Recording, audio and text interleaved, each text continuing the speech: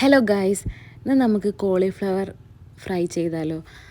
അതിനാദ്യമായിട്ട് തന്നെ മഞ്ഞൾപ്പൊടി ഇട്ട് തിളപ്പിച്ച വെള്ളത്തിലേക്ക് ഈ ഫ്ലവർ ഇട്ട് നന്നായിട്ട് കഴുകി മാറ്റി വയ്ക്കുക.